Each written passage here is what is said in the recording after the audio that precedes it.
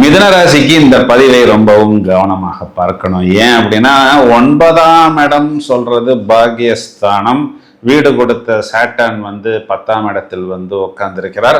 ராகு முதலில் தன்னுடைய சொந்த நட்சத்திரம் அப்படிங்கும் பொழுது ராகுனாவே குறுக்கு வழிதான். அப்ப என்னாகும், அந்த பாக்கியத்தை அடைவதற்கு இவர்கள் எதையெல்லாம் பாக்கியம் என்று நினைக்கிறார்களோ, அதாவது அது ஒரு வேண்டுதலா இருக்கலாம், ஒரு பூஜையாக இருக்கலாம். அப்ப அதுல குறுக்கு வழினா என்ன அர்த்தம்னா, அதாவது சில எதிர்மறையான சக்திகளை நோக்கி ஜெபம் செய்வது, சில இச்சா சக்திகளை, கிரியா சக்திகளை அடைவதற்காக அங்கீகரிக்கப்படாத பூஜைகள், அங்கீகரிக்கப்படாத மந்திரங்களை ஜெபம் செய்வது, அதற்குன்னு தனியாக நேரம் ஒதுக்கி ஒரு ஷார்ட்கட்ல இந்த மெத்தடில் போனால் நாம் இதனை அடைந்து விடலாம், இந்த பாக்கியத்தை அடைந்து விடலாம் அப்படின்னு சொல்லி வழக்கத்தில் இல்லாத எதிர்மறையான சைடு எஃபெக்ட் கொடுக்கக்கூடிய ஜபங்களை எல்லாம் கையில் எடுத்துக்கொள்வது.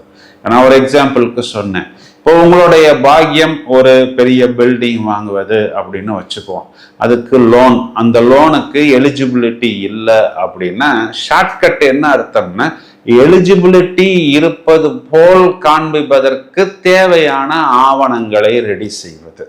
உங்களுடைய பாக்கியம் வெளிநாட்டு பயணம், இப்போ உங்களுடைய பாக்கியம் 9ஆம் இடம் இளைய களத்திரம் அப்படின்னு வச்சுக்குவோம்.